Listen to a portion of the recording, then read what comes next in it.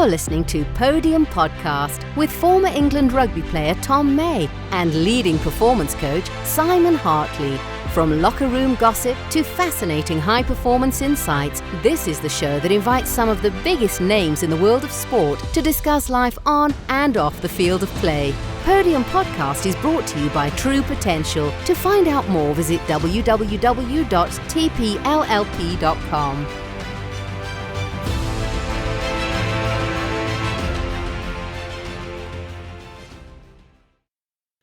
Hello everyone, you have me back for our season roundup. I get wheeled out for the start and end of our seasons whilst the real talent takes a rest. Although we have our other talent of Simon here today. Hello mate, how are you doing? Good. Yeah, we bring you out from the back room, as it were. I know. The problem is with doing that, I'm now, because ordinarily I will be making sure that our levels are okay, and I'm now naturally still looking across to our levels on our recording software. But recognising and realising that I actually have to talk and look at the cameras. So we'll make it work. Yeah, This is our season 3 roundup. There we go. I made the error, I think, in our last roundup of asking, are there any highlights across the season? And that's not the way to deal with it, because it would mean picking out favourites amongst our guests. And I mean, there's been some cracking guests this year. I'm really, I said before we came on the record here, I'm just looking through the names and faces. It's a really nice balanced mix of people and backgrounds and sports, which I think was really added to the strength of this season. Yeah, definitely. When we get diverse people who have got a really great sort of personal individual experience, but we get those across people who are very different from each other and operated in very, very different environments, it does make for some fascinating insights and conversations. And actually, from my point of view, I've always been interested to look at the commonalities across diverse people. Yeah. And that's where I think you see the really core principles, those foundational core principles when you're looking at common themes across diverse people. And I guess you're going to find that, aren't you? I mean, these are all, whilst we had that full range, we had a nice suite of rugby players again and footballers, but then winter specialists, skiers in alpine races in Chamois. So there was but I think to see those themes existing across very diverse sports, but ultimately still sports people with a sports mentality, that desire to compete and win, I think ultimately at all costs, isn't it? But how they go about doing that, to see some trends that exist through all these people. We touched on creativity being one of the key themes that we feel exists in all of these guys, all of our guests this year. Yeah, absolutely. I mean, it kicked off with Mark Foster talking about how live golf are incredibly disruptive in their industry. Yeah. They've taken the world of professional elite competitive golf, shaken it up. And I know obviously within the last few weeks of recording this, there have been some interesting changes in the world of elite competitive golf and the structure of it. But yeah, they've taken something that was probably pretty entrenched and ingrained in one way of doing things for decades, and turned it on its head. And that for me, I mean, we won't sit on this discussion for too long, because I think it's a hot topic, isn't it? Will be for a while. I think for me that is the saddest thing about the merger, actually, because it was always about. There's obviously an issue around where the money came from or comes from for Live Golf. I understand Rory McIlroy's viewpoint and many others, but I also liked it from the point of view that it was creating competition in a sport that really desperately needed it. As you say, they were highly disruptive in what they were doing and how they were approaching, and still will be. But yeah, is it just going from one monopoly to another? Potentially, I don't know. I guess there was stuff going on in the background that we will never really know the truth of. Was this planned from day one? Potentially, I don't know. It'll be interesting to see. But I think for listeners, it'd be go back and listen to those. There's 2 parts to that podcast with Mark Foster. Mark was, as many will know, a very successful rugby player in his own right before joining the senior management team at Live. So there's some really interesting comments in that 2-part with Mark Foster. So yeah, go back and get some background and history to it. It's worth having a listen to. Yeah, I mean, the other thing that we find in that conversation with Mark, but also the conversation with David Campese, is that the foundations for that creativity become evident as well through those conversations. Yeah. Interestingly, Mark shared how his journey into becoming the finance director, senior VP of finance at Live Golf was really quite varied, wide and varied within the world of finance. He did tax work, he did accountancy, he did mergers and acquisitions, he did corporate finance. And we often in sport look at creating a foundation for physical performance, which comes when you play a whole variety of different sports that require loads of different movements, loads of different sort of hand-eye, foot-eye coordination, all that sort of stuff, balance, rhythm, and that you get that by having a breadth of experience. Mm-hmm. He had that, but in the world of finance and accounting. David Campese was talking about developing a similar base of physical abilities and skills within rugby that allowed him to become really quite a creative rugby player.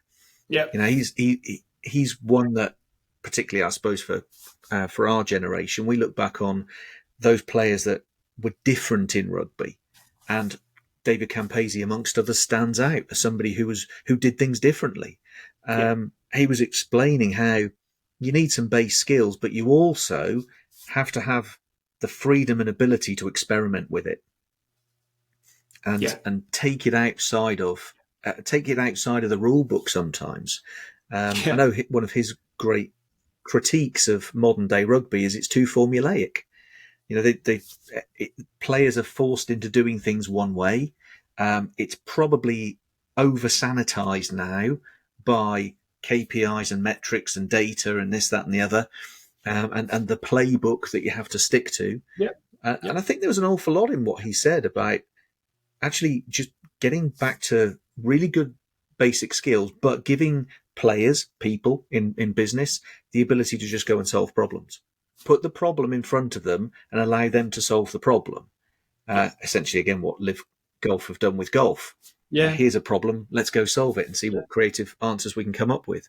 And there's an awful lot in those conversations that I think is really pertinent to people, whatever walk of life we're in, whatever business or industry market we happen to be in.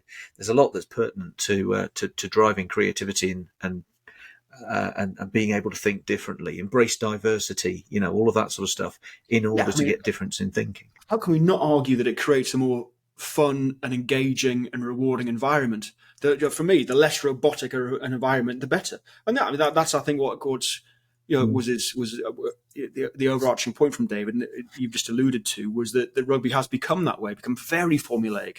And I think it's when money enters these things and it becomes a business that they've got to win at all costs. And if there is a way to win, if there's a proven strategy, i.e. by kicking it all the time to get those wins, then so be it. They will go that way. We hope you don't mind us interrupting the show with a very short message about our partners at the Podium Podcast, True Potential. True Potential provide wealth management that's simple, effective and unique. Their expert advice, innovative investments, leading technology and dedicated support are all designed to help you do more with your money. Visit www.tpllp.com now to find out more. Capital at risk. True Potential Wealth Management and True Potential Investments are authorised and regulated by the Financial Conduct Authority. Thanks for listening. Now, let's get you back to this week's show. Yeah, Jamie Jones Buchanan gave a very sort of interesting view, obviously from rugby league rather than rugby union. He was explaining that within their Leeds Rhinos team that was incredibly successful, they had enough structure, they had really good people, they had a great culture, great human beings at the heart of it. They knew each other, they knew their roles, all that sort of stuff. And that's what allowed them to what he calls free form around it and riff off of each other. And just solve the problem that was in front of them without too much of a playbook.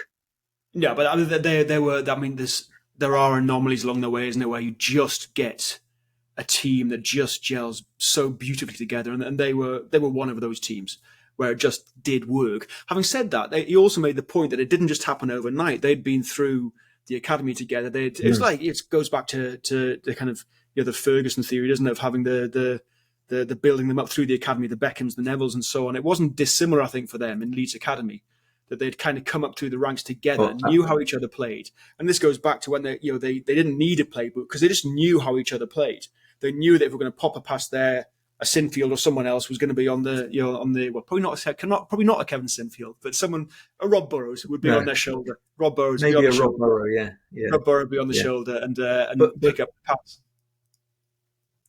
Yeah, interestingly, that conversation with Jamie Jones Buchanan also highlighted the importance of having a really strong leader in the dressing room. Yeah, something that Kate Richardson-Walsh also talked about, how the leadership within the dressing room, as it were, in sport. And if you look at business, it's not different. I mean, there might not be a dressing room, but it's having really great leaders at the heart of those teams.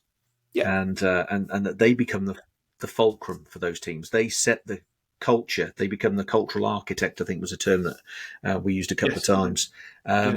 They are critical if we want to perform at anywhere near an elite level.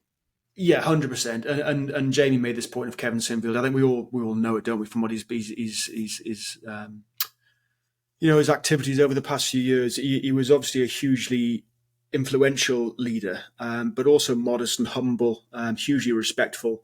He wasn't necessarily. He knew his way. There was clearly he had a game plan. There was no doubt about it, according to what Jamie was saying. But he was also hugely respectful of the people around him and understood his strengths and their strengths and just played to them as much as possible. Now, I think for me, Jamie's. I love Jamie's. Again, another two-parter, but I think without doubt, Kay was the best quote master of the season. He had a boatload of cracking quotes and theories to fall on. But my favourite, when we asked him how he was at the start, was, I think it was something like, "If I was any better, I don't think I'd be able to cope." I mean, it's just genius, isn't it? Yeah. It's genius. A happy man. It really is.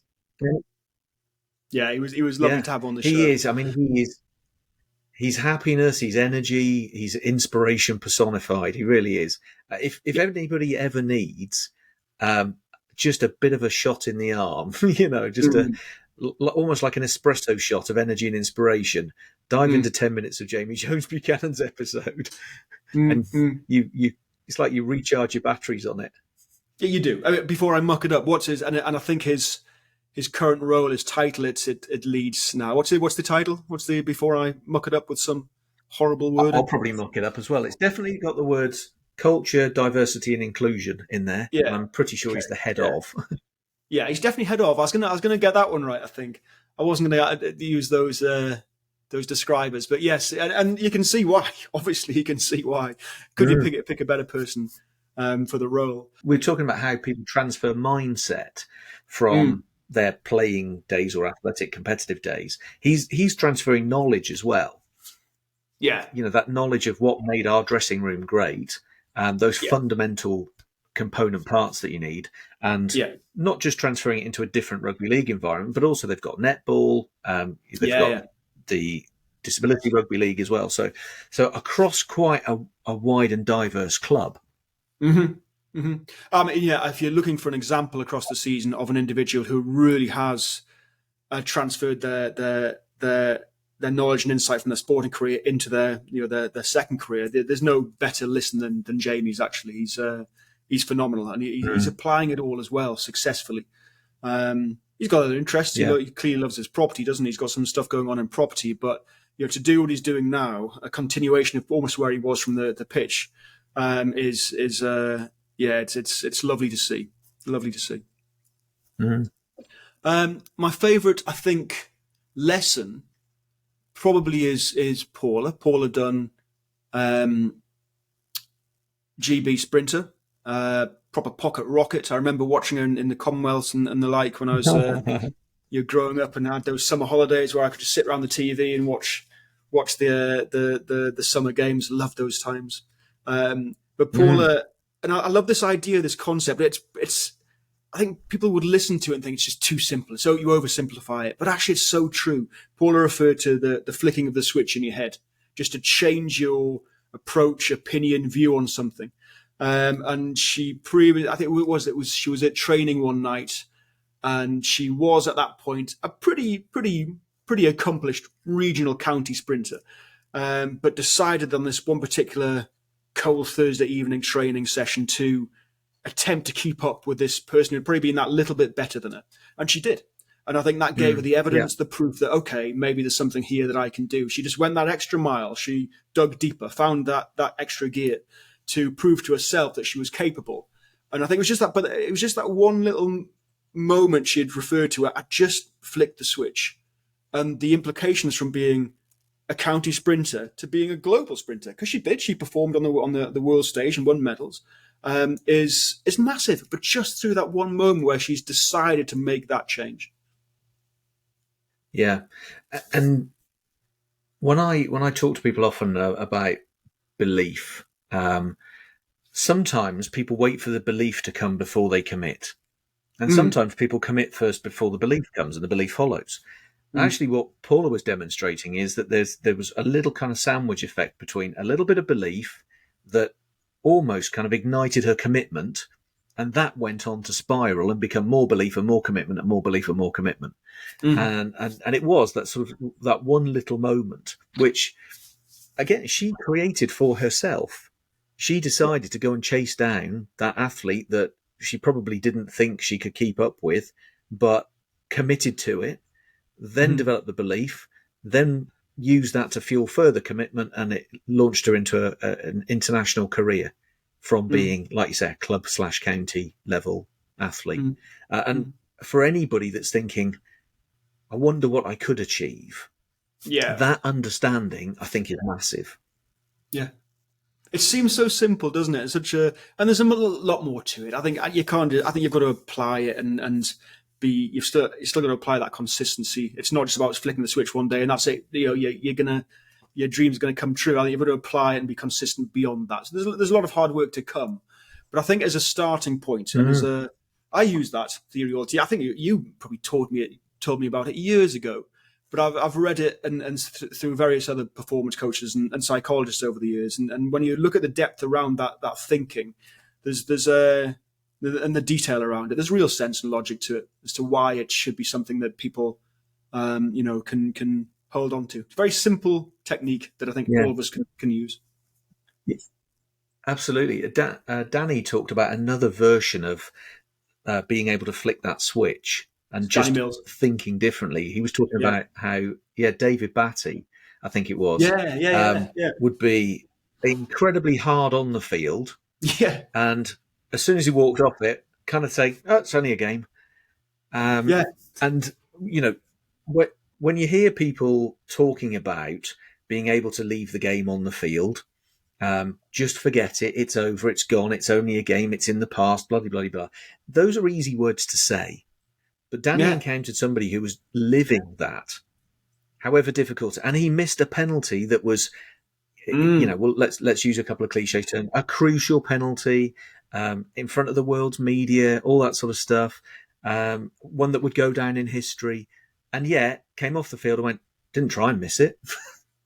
I mean, brilliant. This is that kind of switch flicking mindset in action. What can I do about it now? Yeah, absolutely. He was a proper terrier on the pitch as well, wasn't he, David Batty? And I get the impression from what Danny was saying, he was very, very different, balanced and calm off it. A proper almost Jekyll and Hyde character by the sounds of it. But a great way to deal with a really difficult situation. What can I do about it? It's happened. What can I do? What do you want me to do? Dwell on it for the next 10 years. Brilliant. The other thing that I found really interesting in both Danny's and Laura's interviews is that they were talking about how their relentless nature, and both of them, quite a few of our guests actually probably fall into this category, they were not naturally talented. They had to work hard for their success. They had that relentless focus. But they actually also learned that whilst it helps them to be successful in a career after sport, they don't necessarily want to translate that into all areas of their life. Yeah. It might not be the kind of characteristic that you want as a parent or as a spouse or as a partner or whatever. And actually there's a bit of, I think, they recognise it made them successful, but I think there's a little bit of that they didn't necessarily like in themselves either. They saw it as selfish. They don't want to be that person necessarily for the rest of their life either, in all areas of their life. And so it was really interesting to just, I guess, highlight the fact that what does make you successful might not be what you want to dominate your character, as a person. Yeah, I'm listening there, and there was someone on quite a well-known LinkedIn celeb, for want of a better word. A lot of followers, and she was making the point this morning that you've got to go in when you go into a room. She's a business person. When you go into a room, you've got to own it. You've got to really hold your head up high. You've got to own that room. You've got to be the person in the room. And I kind of was thinking, well, do you really? That just screams at me of someone who's arrogant and a bully, and someone who I don't really want to associate with. But obviously, all our minions were commenting down below. So yeah, absolutely, I want to be like that. I want to be that person. For me, the best person is that one who's really confident and capable, but also is humble and modest. They're the best people, not the person who's going to hold their head up to a point where I am the bee's knees. I'm the best person in this room. That's just and there was a few conflicting thoughts there, but I think there's it's a characteristic, isn't it? A lot of people that we've had on this season where they've obviously got a huge amount of confidence in their ability, but are also they're the humble people on the whole, quite modest folk. Yeah, absolutely. Yeah, it was a really useful realization from my point of view, and we were talking with Laura about how obsessive should you be in chasing down success, quote unquote, the medal, the trophy, the win, etc. When does that become an unhealthy obsession? And whilst the big cliche around lots of personal development, self-improvement, podcasts, TED Talks, bloody blah, the cliche around it is you've got to be single-minded, you've got to be ruthless, you've got to be relentlessly focused, etc. Yeah, you kind of do, but surely there's a point where you also have to recognise that there's a line that you may not want to cross. Yeah. When does it become too much?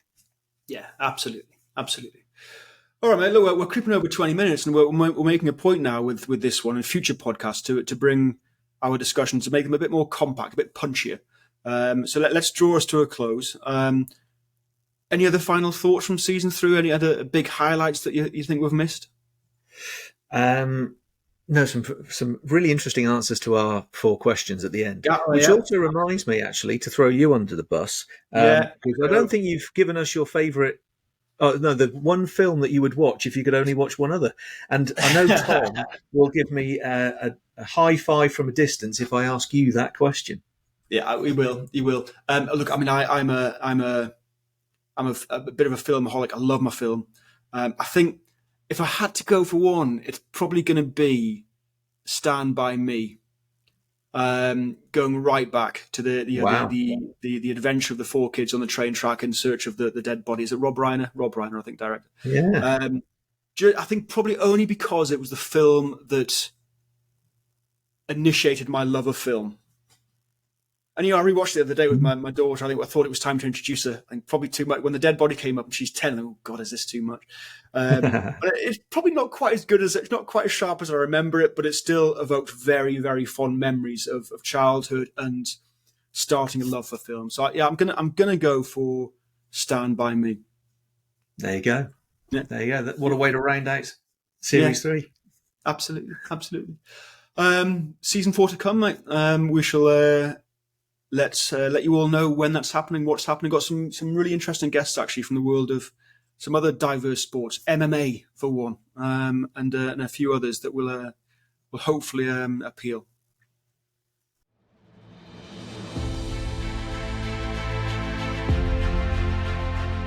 You're listening to Podium Podcast with former England rugby player Tom May and leading performance coach Simon Hartley.